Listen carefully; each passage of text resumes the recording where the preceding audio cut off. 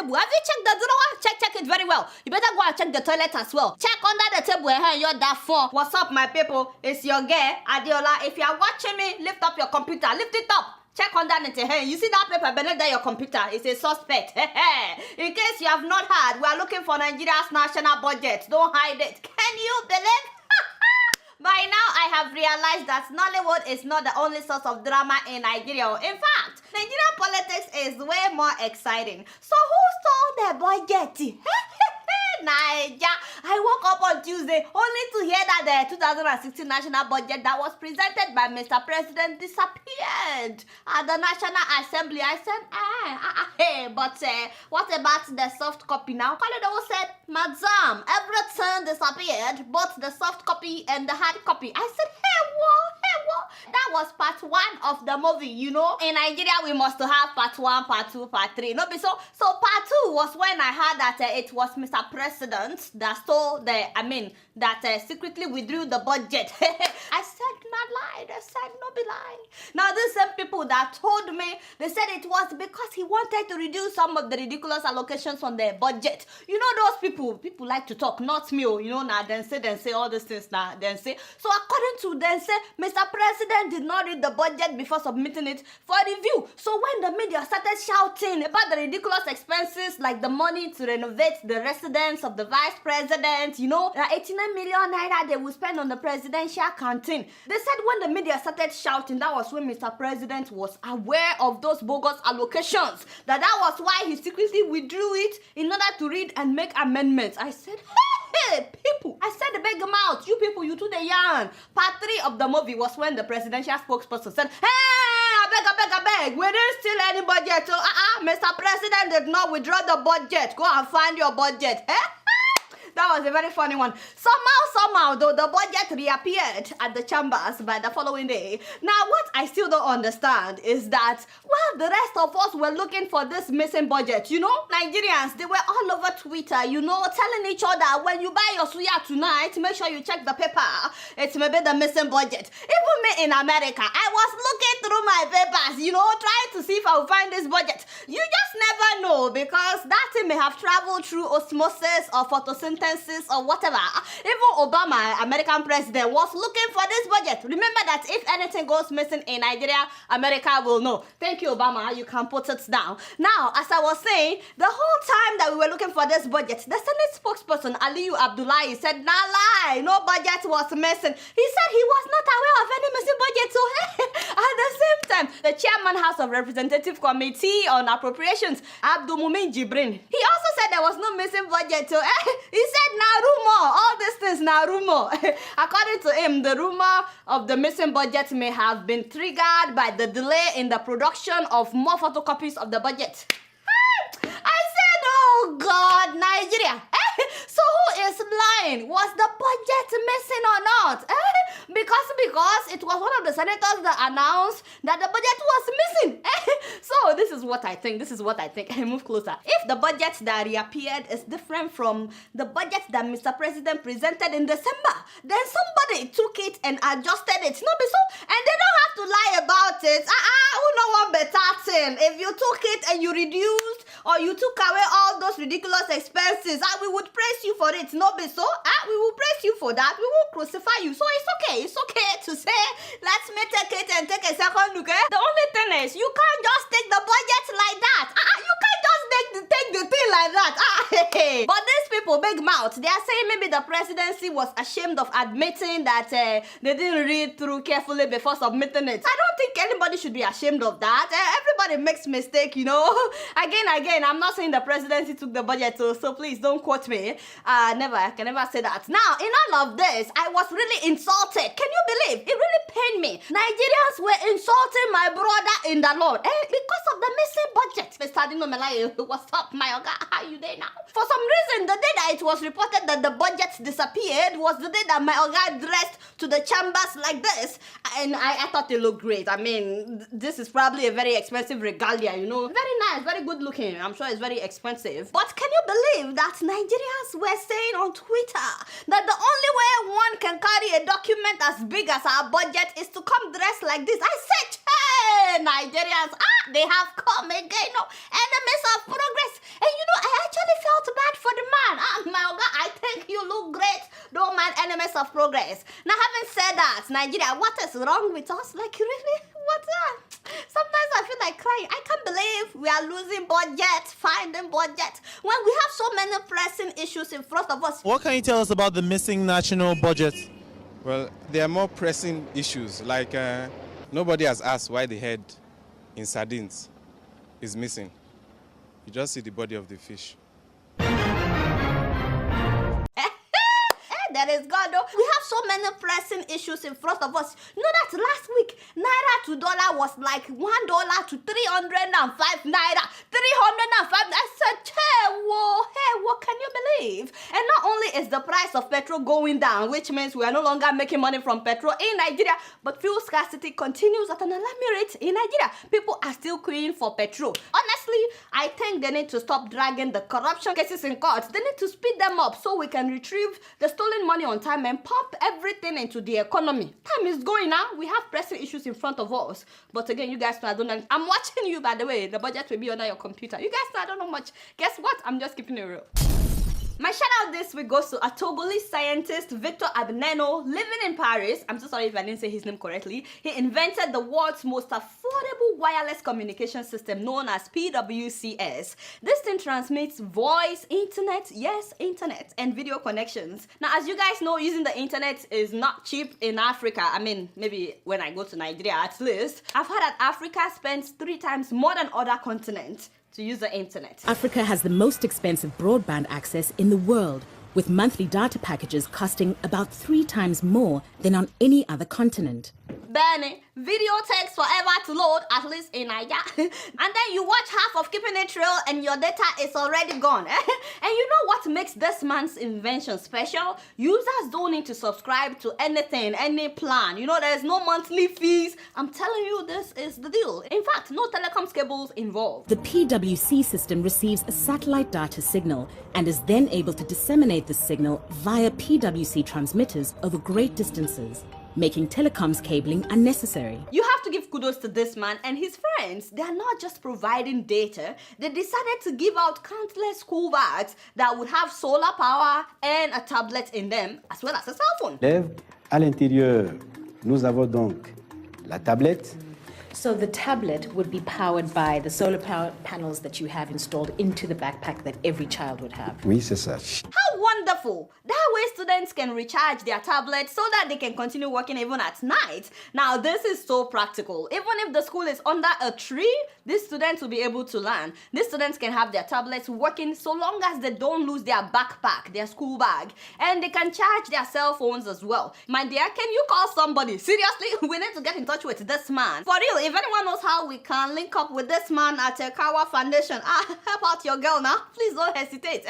We need to partner with somebody like this. And the best part of this is that this product was created primarily for Africans in Africa. Nous, notre groupe que nous constituons, a des produits avec la finalité de l'usage et de l'utilité. D'abord, pour l'Afrique, si demain ça peut servir pour d'autres, il n'y a pas de problème. Isn't that wonderful?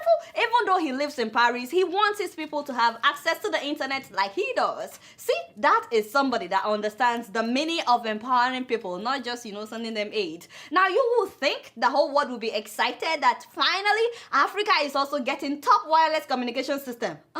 No. Listen to this. The PWC system has been hailed as revolutionary, and Victor has had several lucrative offers from both America and Europe to buy his patented technology. Wow. Why are they trying to buy the patent of this product? Really? America and Europe? Hey. Why do you think they wanted to buy it? Yes, all of you are right. Yes, all of you are correct. But the man said no. But he has refused to sell. J'avais voulu que pour une fois, on montre sur le continent qu'on peut inventer, accompagner une invention jusqu'à son développement et la matérialiser par l'industrialisation du produit. Imagine how much money they must have offered this man, America and Europe. Why? This man should be celebrated for real. If he sold it to them, you know how much they would want to sell the product to people? In fact, Color the World is saying that they probably won't even bring it to Africa once they buy it off, you know. The sad thing is, because he refused to sell the patent, he's finding it hard to find investors. Standing his ground has meant that Victor has been battling to secure non-commercial funding for the PwC project for several years. Yeah, yep. I posted the full video on my blog. Make sure you watch it. I was really moved by his story. His African friends are the ones that are contributing money for him to go through with this project. It's very sad that some people are saying it's way too cheap for it to work. Can you imagine? But the thing is working. I don't even think that the government of his country, Togo, has invited him yet to bring the product. Meanwhile, the Senegalese government already invited him. So this school in this video is in Dakar, Senegal. Again, if you know how we can contact this man, please don't hesitate. And I hope that somebody in the Nigerian government is watching. Invite the man. This will solve so many of our problems. Make sure you track him down. You now do well, my brother. We are all very proud of you. Once again, you guys now don't know much. Guess what? I'm just keeping it real. So by now you've all heard about the Somali woman that wants to run for president. Yeah, so ladies and gentlemen, meet 42-year-old Faduma Dayib, the human rights activist. She's also done some humanitarian works in Somalia, working with the UN. And as part of her preparations, she recently graduated from the Harvard Kennedy School of Government. I'm running because I want to make a change. I want to make a difference in the lives of Somalis. Of course, you can watch the full video on BBC. She's particularly passionate about how so many young people are leaving the country via the sea, and many of them are dying on their way. Apparently, 85% of the population in Somalia is below the age of 35. I was shocked. But you know, someone pointed out to me that, Adeola, that's the case in so many African countries. Can you believe? Now, I believe this woman is a hero, mainly because the moment she announced her intention to run, she started getting death threats. Yet, she's not giving up. I have already been told I will be killed. I will be mutilated. They'll do all kinds of things to me. It is very strange because none of the other male candidates get death threats. Can you imagine? Can you imagine? Because she wants to run for presidency? Hey, whoa! I didn't know that there are people who still look down on women like we're nothing.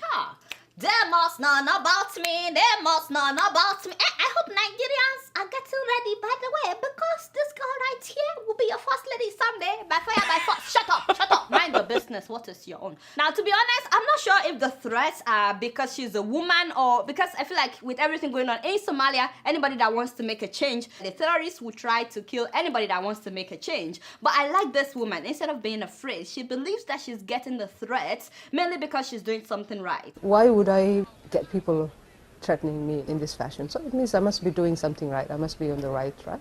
So yes, I will run, and they will never ever stop me from doing that. Nothing will ever stop me from doing that. Wow. But not only that, on her Facebook page, she wrote, "What can Al-Shabaab do to a woman who has died 4 times? I died when I was born. I died when I was mutilated. I died on my wedding night. And I died when I gave birth to my first child. I am not afraid of death." Wow. I pray that this woman wins that election, unless there's another candidate with better manifesto. But if she's the best candidate to do the job, my Somali people, do not let the fact that she's a woman stop you from voting for a better future. Somalia has been through too much in the last decade, so this war has to stop. And if it's going to be a woman that would stop it, she has my vote. Be sure to read more about this fearless woman, and keep in mind she's not the only one. There has been so many Somali women doing big things in Somalia, like the daughter of the late peace advocate Elman, who was murdered several years ago in Somalia. I wouldn't be surprised if his daughter Ilwad becomes the president someday. Ilwad and her mom are the ones running the Elman Peace and Human Rights Center, established in his honor after he was murdered. And they also have another organization known as Sister Somalia, an organization dedicated to providing support to survivors of sexual violence in Somalia. This is Ilwad speaking.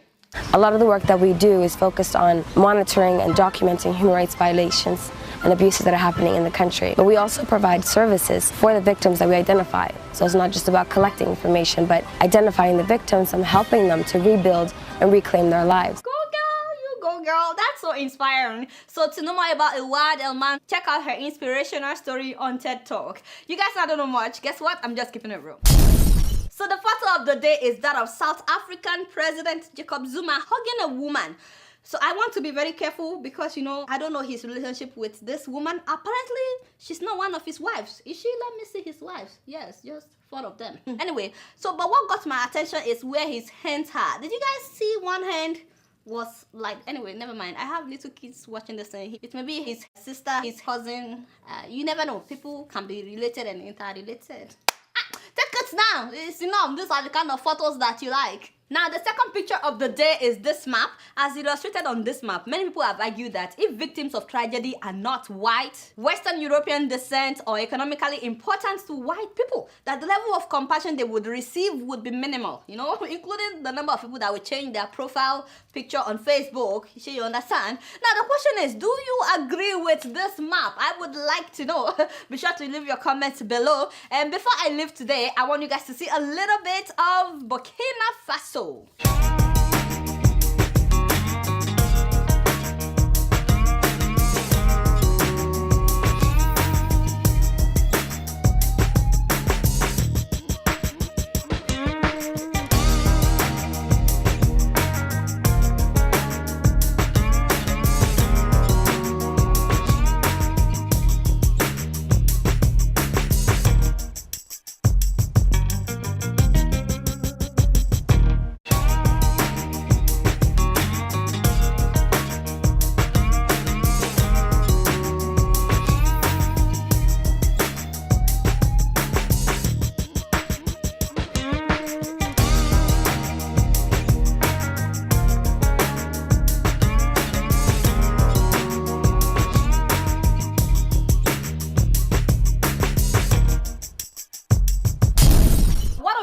Country, Burkina Faso. They just inaugurated a new president. How awesome is that? It's a beautiful country. Also, I'd like to give a shout out to one of our board members at Kawa Foundation, Dr. Sesan Oluwasola. He recently celebrated his birthday. Happy birthday, my Oga. Happy birthday, sir. I'm so excited because this was the man that helped us to negotiate with the hospital in India for us to pay $2,000 for them to release Temitope to pay the balance from Nigeria. So we're very happy and very excited. Happy birthday. We're so proud of you. Now, before I leave, I'd like to read some of your emails. And this one is from Showoreki Kelomon, and she says, hi Adeola, every of our probing was a hit back to back from 1960 to 2015, from Abia to Zamfara, APC to PDP. Still, corruption never finished. Iyala ya party anybody, witch hunting take over, in Alamide's voice. And Dasuki will be like, Egba Buhari, if you want the yam, come and take it. Very funny. I'm sure this person is trying to make fun of what happened with Nigerian music producer Don Jazzy and Olamide. Thank you very much. Every of our probing was a hit back to back. Thank you, Jari. The next email is from Collins Dimpa. And this person said, hi, Adeola. My fellow Nigerians, we've been patient for 55 years and the same people have been ruling us all these years. We presently have a president that ruled us over 3 decades ago. And we all need to be a little more impatient with the status quo. I believe we all need to shift the emphasis on our thinking from why the government can't create jobs to how they must create jobs. We Nigerians need to be a little more impatient, or this present government will tell us the same story after 4 years. Thank you so much, Collins. I absolutely agree with this. I feel like if we don't put fire under these people, they won't do anything. We need to move fast. You understand? Time no day anymore. We have to start repairing. Thank you very much. My last email is from Alhaji Mala, and he basically talked about how difficult it's been for people to withdraw money abroad.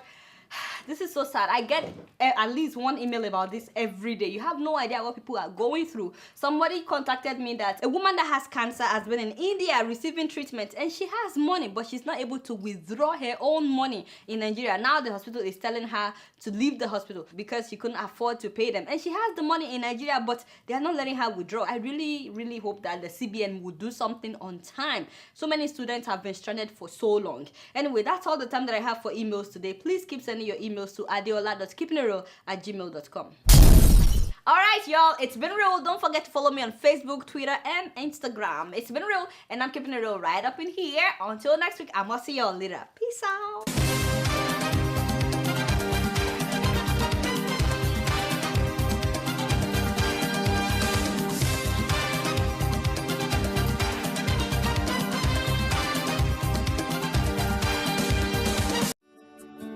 Welcome to First View Luxury Hotel. At First View Luxury Hotel, we offer excellent service. Our rooms have all the necessary facilities to make your stay comfortable and memorable. You will also have access to internet service, breakfast, 24-hour power supply, full air condition, free international calls, free tire pumping service, and free car battery charge. So what are you waiting for? Quickly visit First View Luxury Hotel. We are located at number 1 Adeola off Raji Rasaki Road, First Estate, Amuwo, Odofin, Festac, Lagos. For more information or reservation, please call us on 080-7578-7135 or 080-9990-0601. You can also take advantage of our online ongoing promo at www.firstviewhotel.com to make your reservation and payment for your favorite room, which attracts a discount rate. Please note, rooms are reserved based on first come, first serve. First View Luxury Hotel. Experience the home of comfort. They come.